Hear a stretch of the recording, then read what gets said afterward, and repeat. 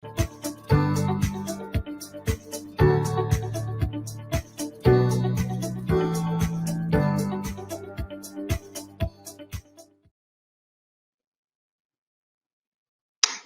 morning, everyone, and welcome to St. John Energy's annual general meeting and community update.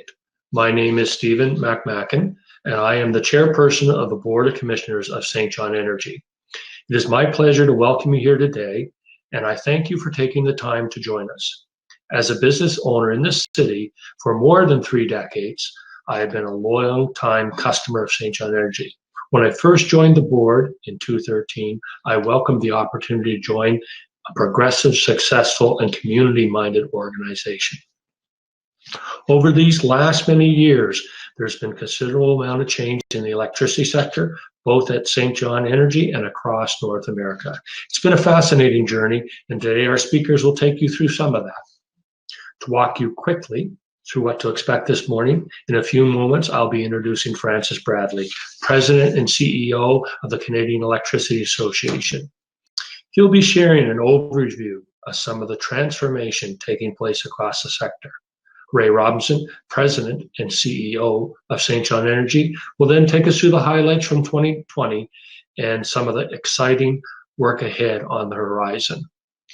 And then we'll be joined by Alexia Heelas, Executive Director of the United Way of St. John, Kings, and Charlotte, who will share some of the important community work that's being done with an enduring partnership between the United Way and St. John Energy. To wrap up this event, Ray and other leaders from St. John Energy will be available to answer your questions. You can share your questions through the chat function on your screen. As a business person myself, I admire St. John Energy's relentless and successful focus on its customers and on the city it serves. As chairperson of St. John Energy, I want to ensure that never wavers, even as the organization itself continues to evolve with the world around it. St. John and its citizens enjoy tremendous advantages by having a locally owned electricity company. From the $100 million a year injection it provides to the local and provincial economies, to electricity rates that are lowest in Atlantic Canada, and to its track record of supporting local nonprofit organizations. Now it's my pleasure to introduce to you Francis Bradley, President and Chief Executive Officer of the Canadian Electricity Association. Through his work at the CEA and his service to other national and North American organizations, he has a front row seat to the transformations taking place across the sector today. I'm very much looking forward to hearing what he will share with us today. Francis, thank you for joining us today, and over to you. Être parmi vous aujourd'hui. I'm pleased to join St. John Energy today to discuss some thoughts on the current state of the electricity industry in Canada, the movement towards sustainability as a sector, and finally, I want to briefly touch on the future of electricity. The Canadian Electricity Association is the national voice of electricity with members in every province and territory representing companies that generate, transmit, and distribute power to Canadians. Every year, the team at CEA reports on the state of the Canadian electricity sector. We assess specific events and government announcements and how they've impacted our current environment as well as the future. Our 2021 State of the Industry focused on several challenges facing our sector, including COVID-19, the regulatory landscape in Canada, the government's net zero by 2050 targets, and some of the defining moments in 2020 that are leading to a more equitable, diverse, and inclusive sector.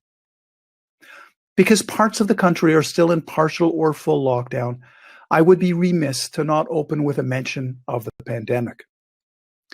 COVID-19 will forever change the way we operate, how our member companies pivoted to a working from home environment, and how our operations teams took every precaution to implement new health and safety measures in an already risky sector.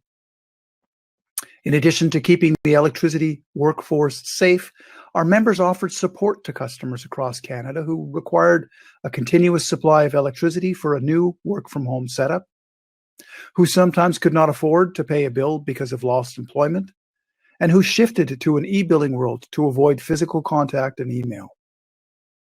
Our member companies balanced these priorities, their staff and their customers, with admiration I should note here, and I know Ray will get into this later, that the CEA 2020 National Customer Survey shows again how St. John Energy customers remain highly satisfied with their service.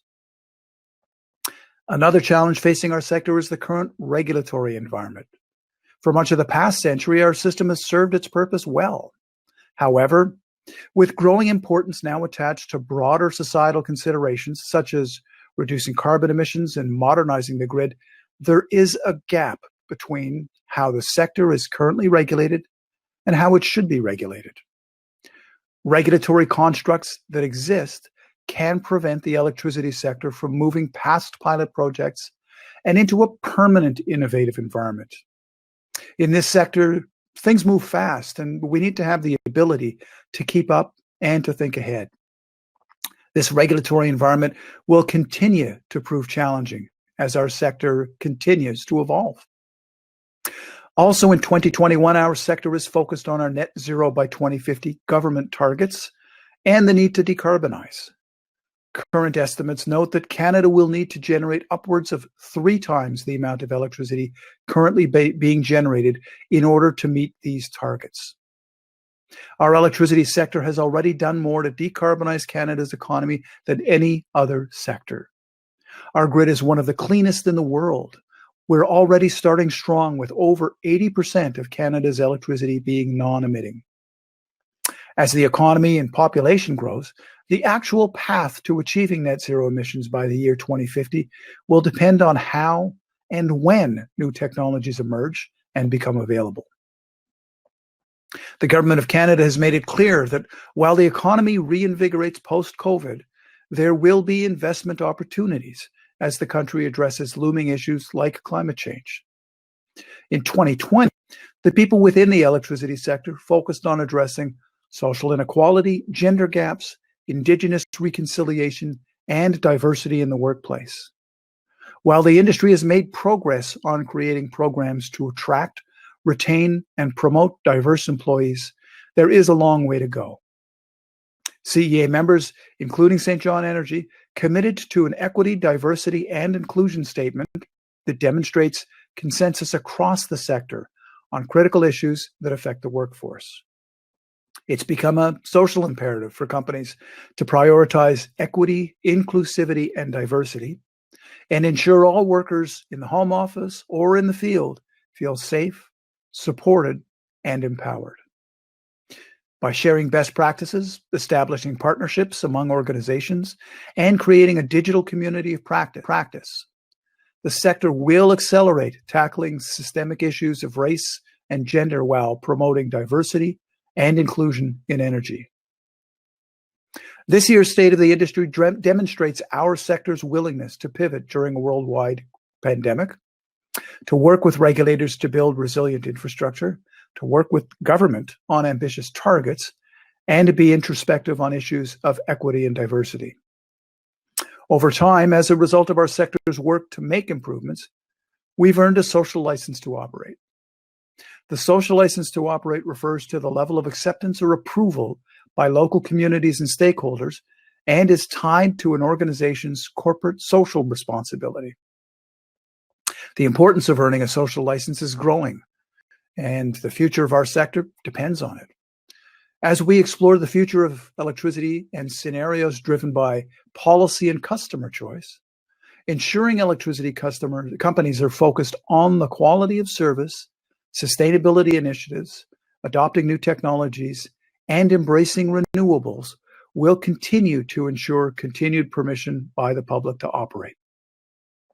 St. John Energy has worked hard to earn this social license.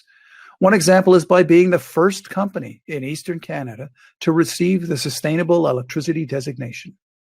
Electricity companies and the communities they serve are increasingly aware of the need for responsible corporate behavior and sustainable development.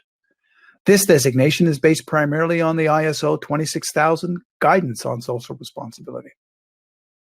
Now, while not a CEA designation, St. John Energy has proven again its commitment to sustainability with the national recognition received last month. VP Ryan Mitchell was named one of Canada's Clean 50 leaders, singled out for championing a strategy for growth driven by innovation and the pursuit of cleaner energy solutions. Our congratulations to Ryan and the whole St. John Energy team.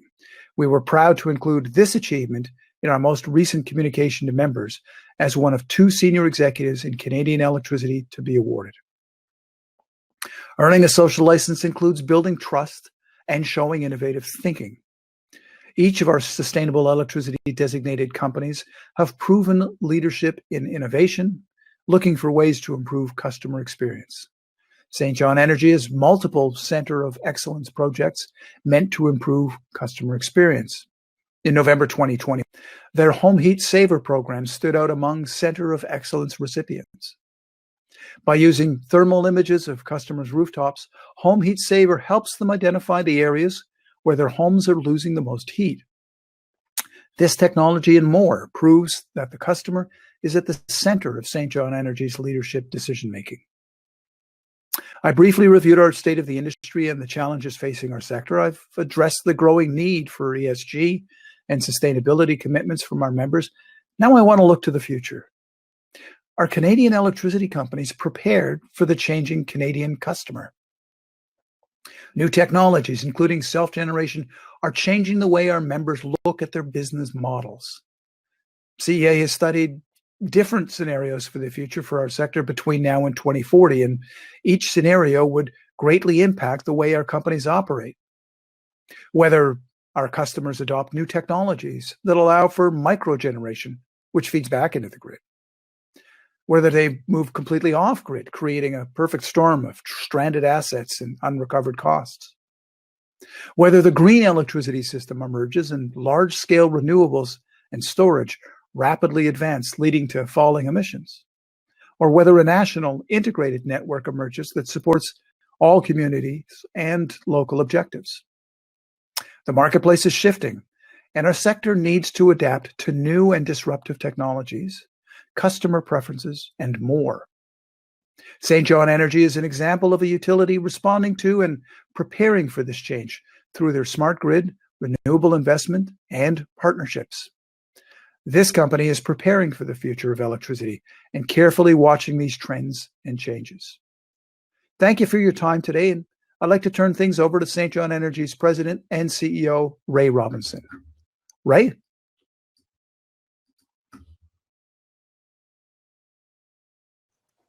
Well, thank you very much. Thank you very much, Francis. I really appreciate you taking the time to be with us. The transformation taking place across the sector is sweeping. It is indeed the reason St. John Energy has been pursuing our growth strategy. We want to ensure our utility and our city are well positioned for the future. Francis, I'm really grateful for the leadership you have shown, especially over the last year. You took an important step in establishing monthly calls that connected CEOs of electrical utilities across the country to discuss the impact of the COVID pandemic and solutions for the way forward. Thank you for being the catalyst for this and for all you do for the Canadian electricity sector. It's been very invaluable. So I want to welcome everyone to this virtual St. John Energy Annual Community Update and General Meeting. Last year was our very first in a virtual format, and I'm not sure many of us were expecting that a year later we'd still be avoiding in-person gatherings. I hope all of you are keeping safe and well. I appreciate the time you are taking to join us today. We're keeping it as brief as possible while still giving you important updates on what we've been up to over the course of 2020 and where we're headed. As Stephen mentioned off the top, we welcome your questions. Please add them to the chat feature. Myself and others at St. John Energy will be on hand to answer them at the end of the formal presentations. Members of the media joining us were available for interviews after today's session. If you haven't already made arrangements, please email Chloe Murphy at sjenergy.com, and that's chloe.murphy@sjenergy.com. I'd like to start today by expressing my deepest gratitude for the entire team at St. John Energy for how they've risen with strength and compassion to respond to the challenges presented by the COVID-19 pandemic. Like you, I won't easily forget the fear and the uncertainty we all felt with the advent of COVID and that first lockdown in March of last year. For the people of St. John Energy, emergencies and crises are not unfamiliar territory, and instinct quickly kicked in. Our crews went out to immediately inspect and harden service to hospitals and other critical infrastructure locations. Our customer service agents reacted with compassion for residents who had just lost their jobs and were worried about paying their bills. Our office staff hustled to transform St. John Energy into a 24/7 remote workplace, and they did so with remarkable efficiency and seamlessly in under 8 hours. I'm proud of how our people have responded in the face of the unknown. Their commitment to the organization and to the citizens of St. John was and is resolute. I've never seen our employees come together as they did this past year. Their willingness to join together in service of each other and our city is both heartwarming and inspiring. Throughout the year, our employees have remained focused on the work ahead, whether that is being reliable energy providers to our more than 36,000 customers, or forging ahead with building the utility of the future for St. John. And they've done so with safety for our community and each other as their utmost priority. To say they went above and beyond would be an understatement. We had employees who, on their own initiative, delivered groceries to those who couldn't get out, who welcomed and reassured newcomers to St. John at a most anxious time, who gave with generosity and support local nonprofit organizations providing assistance to our most vulnerable citizens. At St. John Energy, the importance of community is never lost on us. The citizens of St. John are not only our customers, but they're our friends and our neighbors. St. John is our city. We thrive when St. John thrives. We know there will be challenges still ahead, but we're excited about what lies ahead for us and for our city. At St. John Energy, we're equally proud of our history and our long service to the citizens of St. John. Next year, we'll be celebrating 100 years of service to the city and our customers. In 1922, Civic Hydro, as we were known then, began providing power to the city. There was an incredible record of service that followed, a legacy of dependability and commitment that continues today.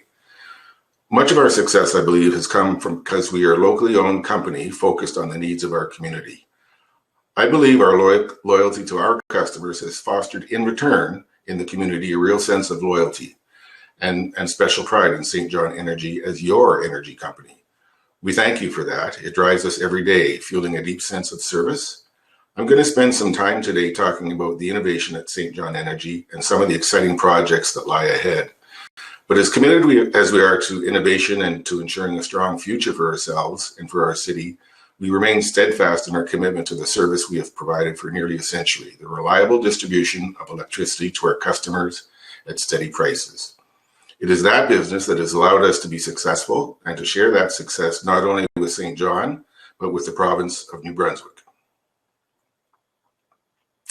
Last year at this time, I presented the findings of an economic impact assessment by David Campbell of Jupiter Consultants. It underscored the financial benefits that the city and the province as a whole realized from St. John Energy. David, a former chief economist for the province, concluded that we add $100 million to the New Brunswick economy every year. That's $1 billion over a 10-year period. As we implement our growth strategy, our economic impact will increase significantly. David noted that spending on electricity, unlike spending on goods, generally recycles back into the community. This is particularly true in the case of St. John Energy. We're headquartered in the city, our workers and our job creation are local, and most of our supply chain is in the region. Because of this, every dollar spent on local electricity in St. John creates 82 cents worth of provincial GDP. In other words, almost all of the value of that spending is staying within New Brunswick. We've always been proudly St. John, but clearly our devotion to the city is more than sentimental. The benefits of a locally owned utility are tangible, they are real, and they have impact. For those interested in more detail, David's full report is available on our St. John Energy website. We also believe in the responsibility of giving back. I love this slide because it's a wonderful example of community impact. The photo was taken a few weeks ago with the St. John Boys and Girls Club, which provides a nurturing environment for youngsters to play, learn, and develop valuable skills for life. St. John Energy provides support to the Boys and Girls Club, along with many other community organizations that help strengthen the fabric of our city. Each year, St. John Energy and its employees give back with more than $150,000 in corporate donations, much of it through the United Way, and much of it directed at causes and programs that will put an end to intergenerational poverty in St. John. A little later, Alexia Healis from the United Way will be joining us to explain how her organization makes a difference in our region. In keeping with our commitments to innovation and putting customers first, last year we launched our online customer portal. By deploying new technology and using modern data analytics, we are able to share new information with customers on their energy consumption, allowing them to take better control over their energy use, take steps to be more efficient, and save money. The portal allows our customers to access services like paperless billing, online payments, home heat saver, and on new products we're rolling out to help them manage their energy needs and comfort. Products like smart thermostats, smart water heaters, and smart heat pumps. Like much of what we do, our customer portal will not be a success without the partnerships we form to make it happen. In this case, we're grateful for MNP Technology Solutions, which is formerly T4G, and Economic Development Greater St. John, which is now Envision St. John, for their tremendous work and their support for this project. We owe much of our success as a company to our focus on our customers. It is because of that focus and the dedication of hard work of our people that we consistently rank among the top electrical utility companies in Canada for customer satisfaction. Francis mentioned this a moment ago. The Canadian Electricity Association's annual National Public Attitude Survey, conducted by an independent research firm, ranked St. John Energy higher than regional and national averages. As you see here, our customers gave us high marks for overall satisfaction and reliability. We're also very pleased at the high marks they give us on environmental stewardship, trust and trustworthiness, amongst other areas. They have given us high scores for years, but that doesn't mean we can rest easy. If anything, it makes us work harder. We want to do even better. It's why we continue to innovate for our customers. Last year, we launched Home Heat Saver, a first for Atlantic Canada. The free and confidential service enables homeowners to log into their St. John Energy online accounts and see aerial thermal images of the roofs of their homes, revealing where heat is escaping. If they can benefit from energy efficiency upgrades, we can connect them with information and products that will help them stay warmer, save money, and help fight climate change. It's why we continue to roll out our array of smart energy products. It's why in 2020, we launched a partnership with Stash Energy for a pilot project to install Stash smart heat pumps in homes of up to 50 customers over 2 years. This represents the first large-scale order for Stash. The Fredericton-based firm is recognized across Canada and around the world as a clean tech company to watch. We believe not only in innovation, but in supporting innovators in our city and our province like Stash whenever we can. By fostering innovation here, we're helping to create new jobs, new opportunities, and new growth. At the outset of the pandemic, St. John Energy initiated a very robust financial and operational review in response to the uncertainty that lie ahead. That led us to a new revised COVID budget, which dramatically changed assumptions related to a number of items, including volume of electricity sales and our cash flows. And throughout the year, we took a disciplined approach to working within our new COVID budget. I'm very pleased to report that not only did we succeed, but we beat it, and significantly. This allowed us to end the year in a position of financial strength, moving forward on a sustainable path and a continued trajectory of growth. With these prudent actions, we were able to maintain our leadership position on low rates. Although an increase in rates by our wholesale supplier meant an increase of 1.8% to our rates in 2021, residents are still paying 10% less and commercial customers 3% less than the rest of the province. That's a $10 million saving every year for the people and businesses of St. John. For those interested, our financial statements are available in our 2020 annual report, now on the St. John Energy website. We'll also include a link to the report in an email you will receive after the event today. I mentioned earlier that we continue our work on building the utility of the future right here in St. John. A cornerstone of that work is the development of a smart grid. The foundations of a $13.5 million smart grid project are now firmly in place, including a new smart control center and the key pillars of the artificial intelligence we've created to predict and respond to energy demands. The smart grid allows us to better forecast and manage peak energy demand, lowering our costs and curbing greenhouse gas emissions for our energy supplier at the time. As a company committed to the environment and keeping rates low for our customers, tackling the challenges of peak energy head-on is a top priority. The smart grid brings a host of benefits that include greater convenience for our customers, enhanced grid performance and reliability, and a greener environment. It enables us to roll out additional smart energy products for our customers, allowing them more opportunities to save energy, manage their energy costs, and keep rates stable. In 2020, our Tesla Megapack battery went into service. St. John Energy was the first in the world to install a Megapack, providing us with reliable utility-scale energy storage. The fact that we were the first is exciting, but I'm more pleased today with what we've discovered and what it will mean for us for years to come. The Megapack, which can store enough electricity to power more than 100 homes for 2 hours, is installed next to our Milledgeville substation and will integrate into our smart grid. The battery allows us to store energy when demand is low and discharge energy when we need it most. It will help us manage the ebb and flow of renewable energy, and it serves as a powerful tool in managing the environmental and financial costs of peak demand. Our staff have been making decisions on when to charge and discharge the Megapack for smoothing our peaks. In the future, the smart grid will be forecasting the peaks and autonomously making decisions on when the battery is charged and discharged. Building the utility of the future is not only smart grid and new technologies, it also includes embracing new sources of energy. St. John's first large-scale renewable energy project, Birch Hill, is expected to produce enough electricity to power about 15% of St. John's energy needs.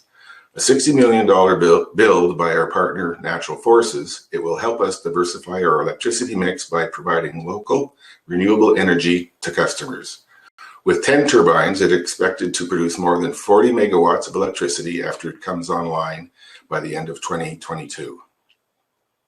The project has successfully passed through the environmental impact assessment process, and we are looking forward to a year that will include Natural Forces building roads and foundations. We'll be installing a distribution line connecting Birch Hill to the St. John Energy grid through to our new substation on Paradise Row.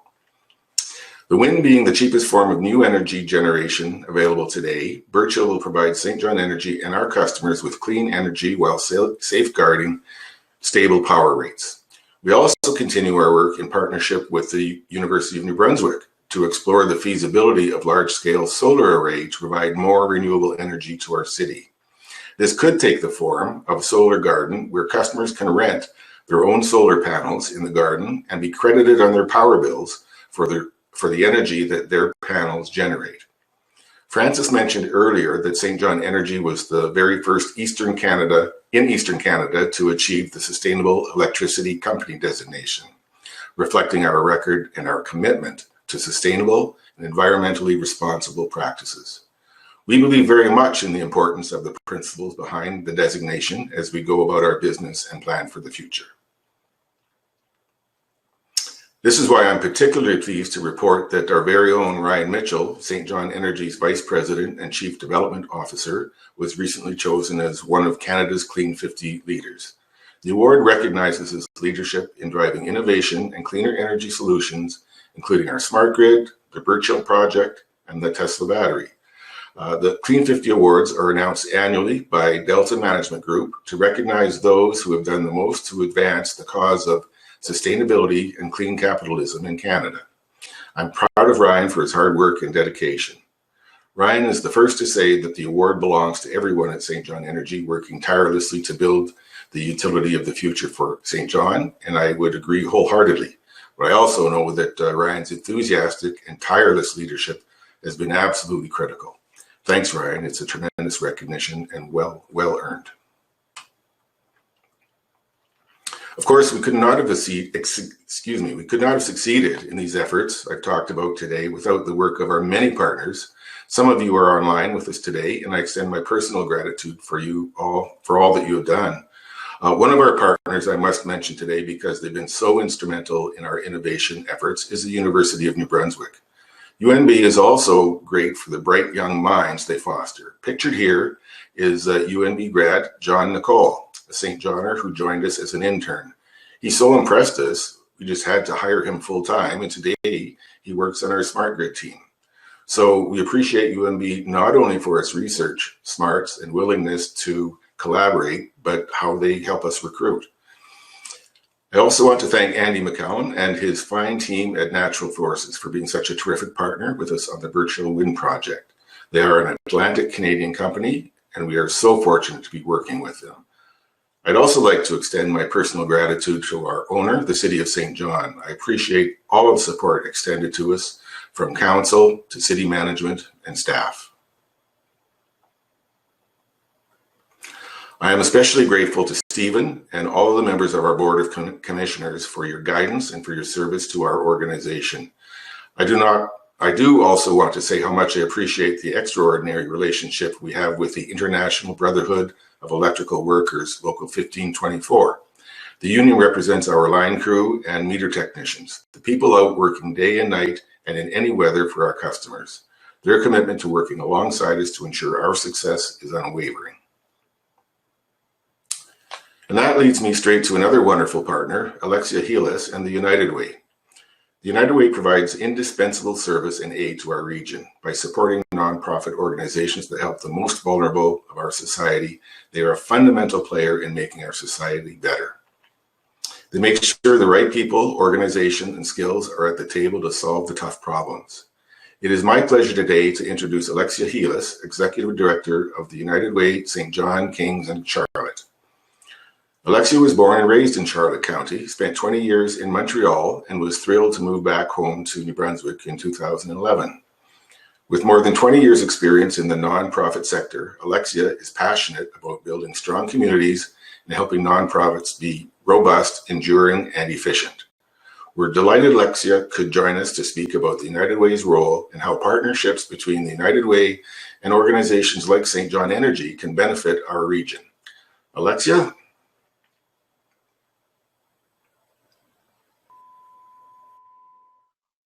Thank you very much, Ray. It's my pleasure to be here today. At the United Way, St. John, Kings, and Charlotte, we have one goal, and that's to help as many people as possible. We help people from all walks of life, families, kids, teenagers, moms, dads, seniors. We help people with health issues and people with disabilities. We help people coping with depression, crisis, abuse, and mental illness. We help people who want to make their lives better, people who need hope. We help by supporting an array of organizations across many causes to better serve the community as a whole. But we can only do this with the support of our generous donors and volunteers.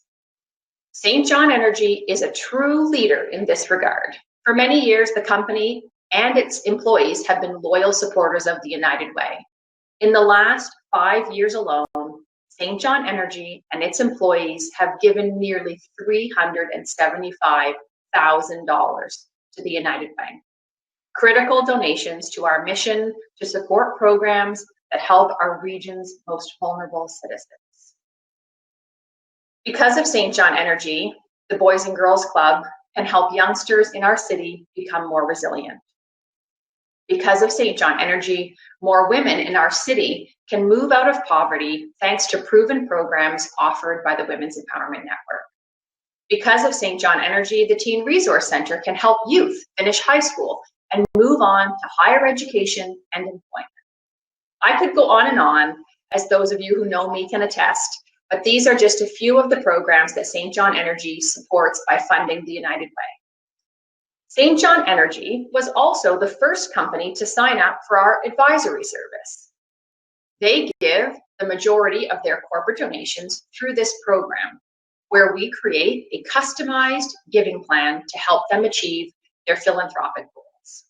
They benefit from our community expertise, rigorous funding process, and outcomes measurement. As we have become fond of saying, giving is good. Giving wisely is great. Through the advisory service, we help St. John Energy meet its goal of ending generational poverty in the city. But what I admire about St. John Energy is not just a long history of giving and caring, but a true and genuine commitment to fostering a better community. For years, it has encouraged its employees to become involved in local causes as volunteers. It has built a culture of giving. At St. John Energy, nearly half of its employees also give to the United Way through payroll deduction. The company matches these employee donations as well and engages employees in the decision-making process for their corporate gift. I admire the culture that Ray and his team have created. It truly is a model for other organizations looking to build more caring and compassionate workplaces. More and more companies are focusing on growing their corporate social responsibility. Well, St. John Energy has defined it. One particular story stands out for me: St. John Energy's virtual banana bread bake-off. Early in the pandemic, we put out a public call for emergency aid. With the United Ways across Atlantic Canada, we created the Atlantic Compassion Fund to meet the emergency needs of the nonprofits that were helping those in need. I'm sure that you all remember those early days filled with anxiety and uncertainty. Amid the turmoil, St. John Energy and its employees rallied to be among the first and one of the largest contributors to the Compassion Fund. One part of that effort was the virtual banana bread fundraiser. Dave Horgan, St. John Energy's manager of shared services, hosted it from his very own kitchen. As he pretended to bake loaves of banana bread, he offered up slices for $20 or an entire loaf for $100, letting people know that proceeds would go to the Compassion Fund. But my description can hardly do it justice, so I'm going to play back the video for you now. Oh, hello everyone. Welcome to my kitchen. I've been busy not making banana bread ever since I got home from work. And work lately is about 40 feet that way. I'll show you some of the bread that I've already not made. My mom always covered them in tea towels. I don't know why. I'm doing it because it's not bread, it's just wood. But that's why. Over here, I'm mixing some more banana bread. I've got 56 loaves to make. These are all my ingredients. I've got eggs and flour, brown sugar, probably bananas. I'm not sure if it's baking powder or baking soda. I don't think it matters. And I'm mixing these up. Right now, this is I keep track of all the orders. I've got banana bread, banana bread, banana bread, banana bread. This one here is banana bread, vegan banana bread, dark chocolate. Ryan Burpee. I don't know what he expects for $100. I'm not making it. This one is for Cody. Cody, I know you're home with 2 small children. Your banana bread is going to have this file baked inside of it so you can get out of your house and out from under house arrest. I just want to say thank you to everybody for responding to our challenge today. We had 53 people take part. We raised $5,660. And I don't think I've ever been more proud to be a member of St. John Energy and to see your generosity to raise that kind of money. Dave mentioned there was more than $5,000 raised, but the money kept rolling in. In less than 24 hours, more than 60 loaves of Dave's virtual banana bread were purchased. Every one of the purchases were matched by St. John Energy, raising more than $12,000 from this one fundraiser alone. That one story speaks volumes about the enthusiasm, generosity, and caring the people of St. John Energy have for the most in need. On top of all of that, St. John Energy was the #1 corporate donor of our annual fundraising campaign, contributing the largest corporate gift in 2020. Thanks to St. John Energy and thousands of other donors to our annual campaign, we raised more than $1.75 million for organizations and individuals in need. In addition to being the tops in corporate giving for this year, we also chose St. John Energy for our Spirit of the United Way Award. This award recognized its exceptional dedication to community, innovation, and partnership through a very trying time. And finally, we named Jessica DeLong, St. John Energy's Manager of Stakeholder Relations, as an outstanding campaign volunteer. The award is reserved for volunteers who demonstrate creativity, enthusiasm, and leadership in running an inspirational United Way campaign. Those of you who know Jessica will not be surprised that she is one of the most energetic, positive, and generous people we have the pleasure of knowing. I'd like to close off my time today with an expression of heartfelt gratitude to Ray and the entire team at St. John Energy for their leadership and dedication, not only to the United Way, but to the people and organizations of the St. John region. Your focus on making a difference within the community is inspiring to me and so many others. Thank you, Ray, for inviting me here today and for your enduring support.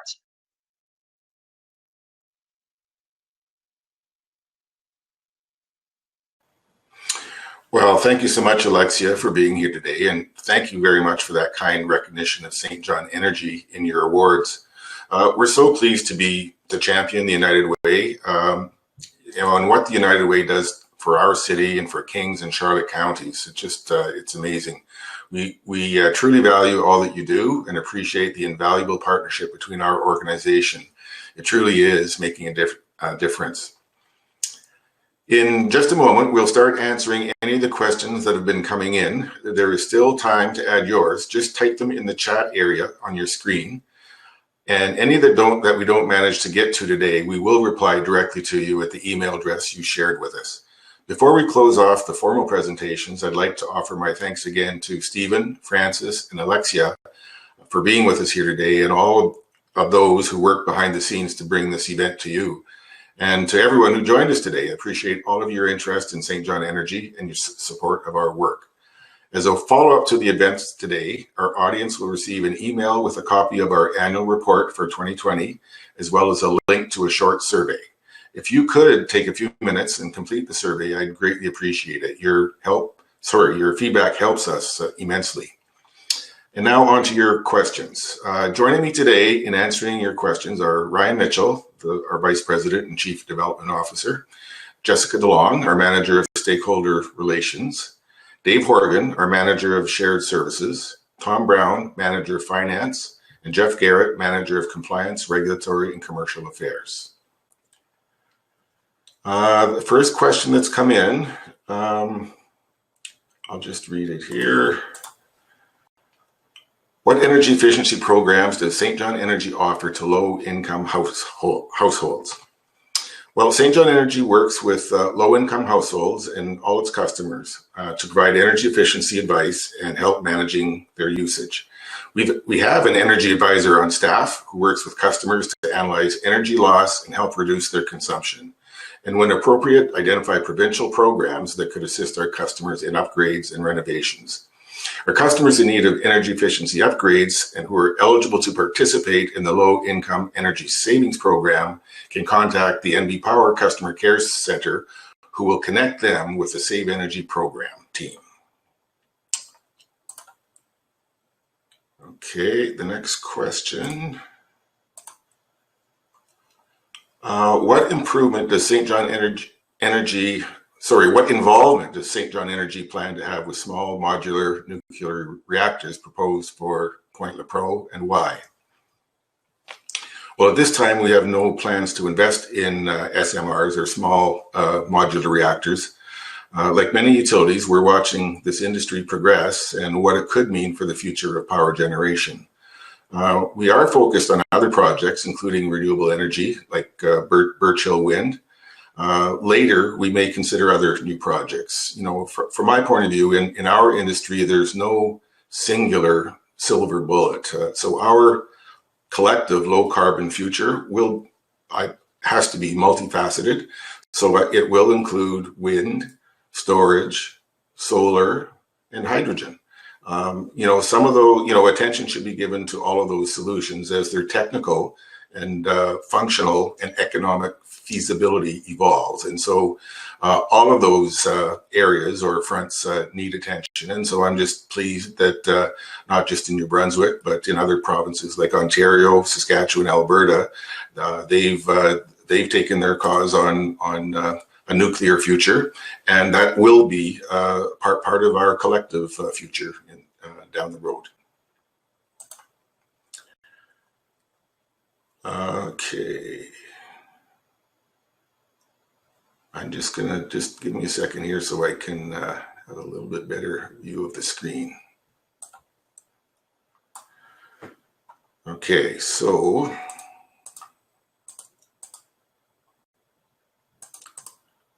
do you have a more specific timeline for the wind farm project? When will road and foundation begin? Will it be this year? So run to the end of the story. We expect the project to be in service by the end of next year, the end of 2022. And ground will be breaking this year. Yes, so road work, foundation work, you will see that this year. And the other question, do you have a longer term projection of what % of St. John energy will be from renewable sources, say 10 or 15 years from now? We don't have any hard targets at all for that. As I mentioned before, we continue to look at all technologies as they evolve, and as it makes sense, we'll likely make decisions on whether it's wind or community solar, storage, so all of those things are on our radar, but we have not hardwired any of those decisions into our future at this point. Okay.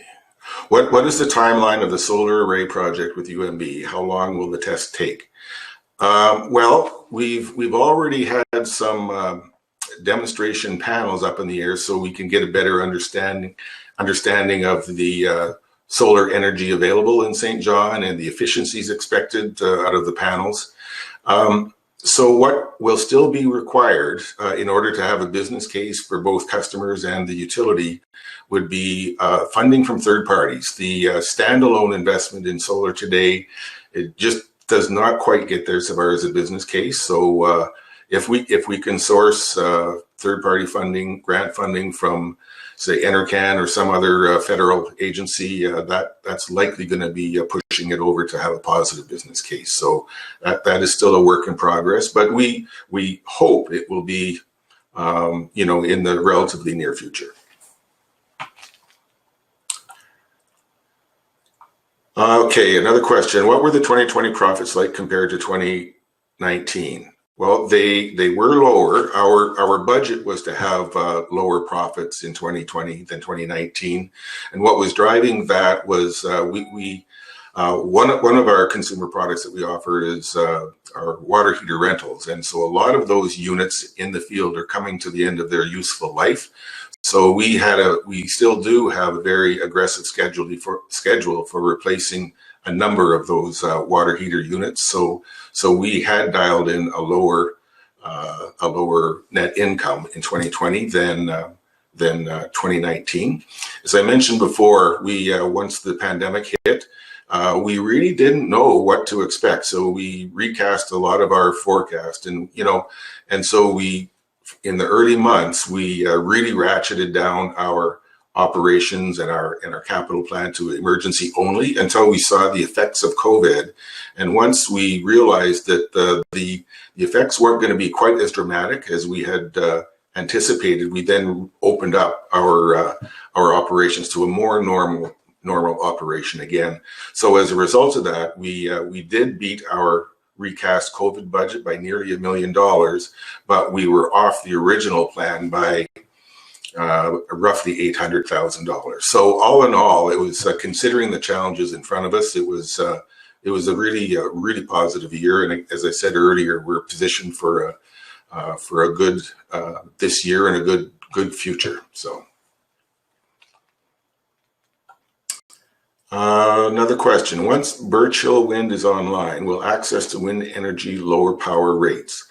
Well, the rates won't be lowered, but Birch Hill wind energy being low cost energy in the mix now, that allows St. John Energy to have a more sustainable future, stabilizing rates into the future. And it also allows the needed funds to reinvest in our system, both the replacing existing infrastructure, modernizing infrastructure, reinvesting in new products and services for customers. So it's a very important element of our future sustainability, and it should play its part in stabilizing rates going into the future as well.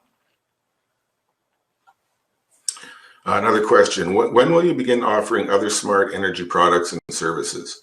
Later, later this year, we will be asking customers who are interested to, we'll be wanting to deploy things like smart heat pumps, smart water heaters in customers' residences, just to see how they work. This is under the Smart Grid demonstration project. So once we gain some experience and the customers gain some experience, we'll be able to refine our future product offerings. So this year there'll be a handful of those products that we'll be requesting interest from customers to try demonstrating some of these projects.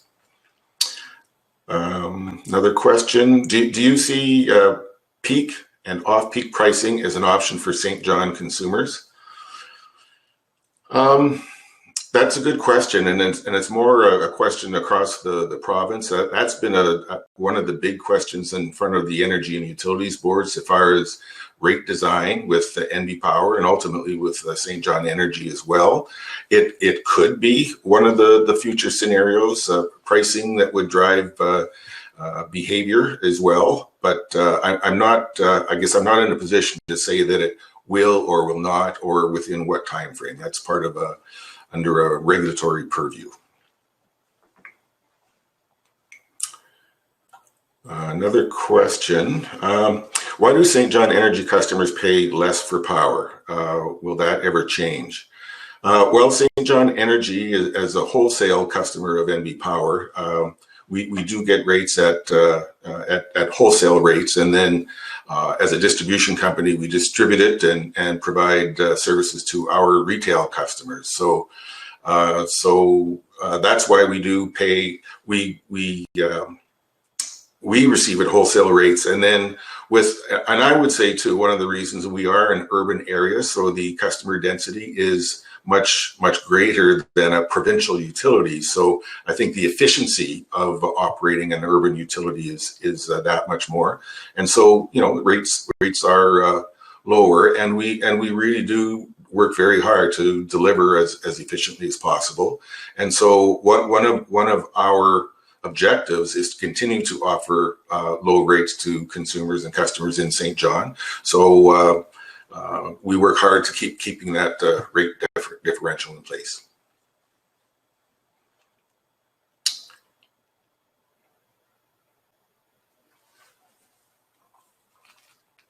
And I'm not seeing any other questions at this time.